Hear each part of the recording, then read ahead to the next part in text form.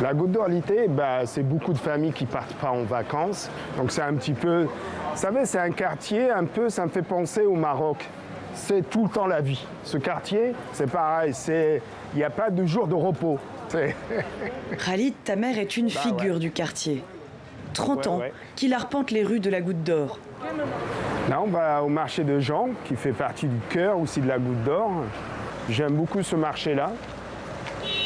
Parce que c'est un vrai bordel, on a l'impression d'être en Afrique et c'est ce que j'aime dans ce quartier. Alors là, on est vraiment en Afrique avec les boubous, avec tout le bordel, c'est l'Afrique. Et ça, c'est génial parce que on n'est pas en Suisse.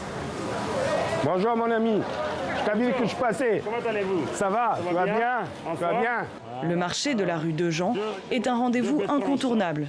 On y retrouve des produits qui viennent des 4 coins du monde.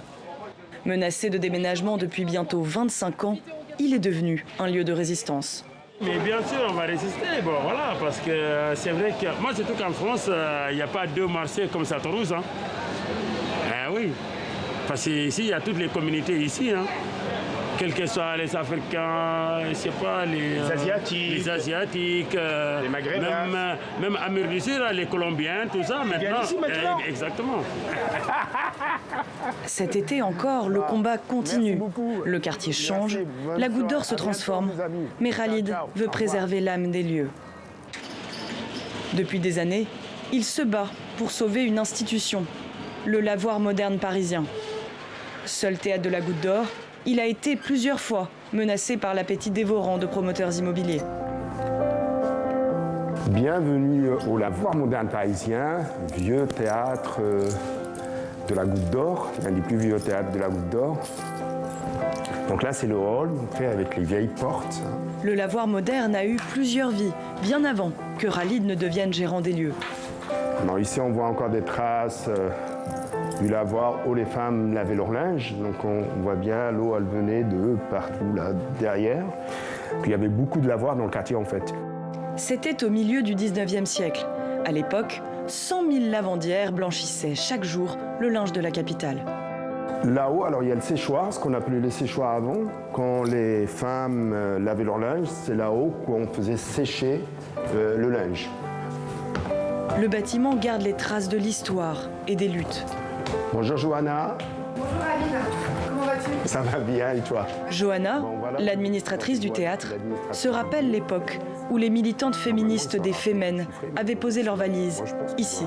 On garde des traces de la vie de ce lavoir et notamment de la résidence des Femmes. C'était leur premier lieu d'attache en France, c'était au Lavoir moderne parisien.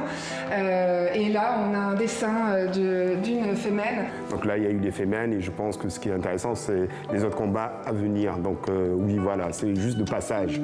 C'est un lieu de passage, hein, le Lavoir moderne parisien. Il y a les combats à venir et ceux d'ores et déjà gagnés.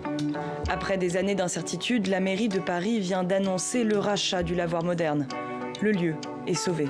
Ça donne un espoir pour ce lieu, donc, pour que le lieu reste vivant et puis dans les mains des gens de la Goutte d'Or, qu'on ne prenne pas des équipes qui vont venir d'ailleurs, qui ne connaissent pas le Lavoir moderne parisien.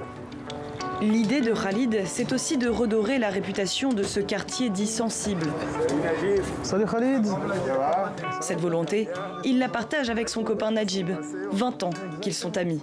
Lui est propriétaire du piano-bar, juste en face du Lavoir moderne. On essaye de créer, on va dire, une énergie de ce côté-là de la Goutte d'Or, entre le théâtre, la musique. Et voilà, c'est important aujourd'hui pour les habitants du quartier, pour faire connaître une nouvelle image de ce quartier. Pour Khalid et ses amis, cet été restera celui d'une victoire.